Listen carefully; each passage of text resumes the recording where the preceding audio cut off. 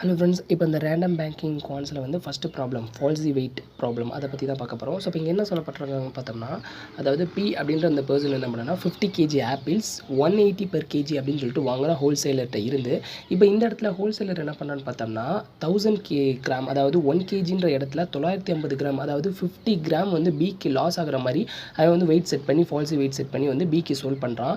அடுத்து பி என்ன பண்ணுறான்னு பார்த்தோம்னா சேம் அதே 50 kgயை 180 per kgக்கு விற்கிறான். பட் அவன் எப்படி விற்கிறான்னு பார்த்தோம்னா 750 கிராமுக்கு தான் விற்கிறான். அதாவது 250 கிராம் வந்து பிக்கு ப்ராஃபிட் வர்ற மாதிரி விற்றுக்கிறான். ஓகேவா? அதாவது ஃபால்ஸி வெயிட் செட் பண்ணி விற்கிறான். ஸோ அப்போ இந்த இடத்துல என்ன நடக்குது? Find the percentage profit percentage of பியோட டிரான்சாக்ஷனில் பி ஏர்ன் பண்ண ப்ராஃபிட் பெர்சன்டேஜ் கேட்குறாங்க. ஸோ அப்போ ஆப்வியஸாக பார்த்தாலே பி கண்டிப்பாக ப்ராஃபிட் தான் வந்திருக்கும். கரெக்டாக? ஸோ இப்போ அதுக்கான ப்ராஃபிட் பெர்சன்டேஜ் என்ன அப்படின்றத பார்க்க போகிறோம். ஸோ அப்போ இதில் நம்மளுக்கு வந்து பார்த்தோம்னா 15 kg, அதாவது அந்த 15 kg அண்ட் ஆல்சோ வந்து 180 per kg அப்படின்றதுக்கு தான் வாங்குறான். ஆல்சோ 15 kg 180 per kg அப்படின்றதுக்கு தான் விற்கவும் செய்கிறான் பி. ஓகேவா? ஸோ அப்போ வந்து வாங்குறது விற்கிறதுல எந்த ஒரு பிரச்சனை, எந்த ஒரு இது இல்லை, அது சேமாக தான் இருக்குது.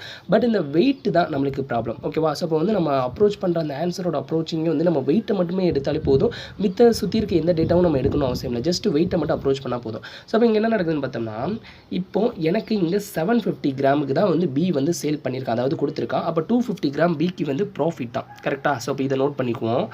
ஆல்சோ இங்கே என்ன நடக்குது?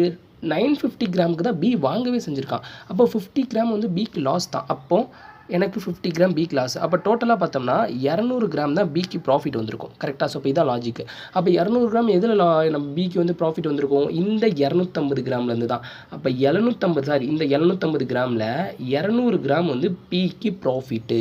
அப்போ இது ப்ராஃபிட்னா அப்போ 100க்கு எவ்வளோ? அதாவது ப்ராஃபிட் பர்சன்டேஜ் கண்டுபிடிக்கிறேன், அவ்வளோதான். ஸோ இப்போ இதை சால்வ் பண்ணனா நம்மளுக்கு ஆன்சர் என்ன வரும் தெரியுமா? 26.67% அப்படின்னு சொல்லிட்டு வரும். ஸோ இப்போ இதுதான் ஆன்சர்.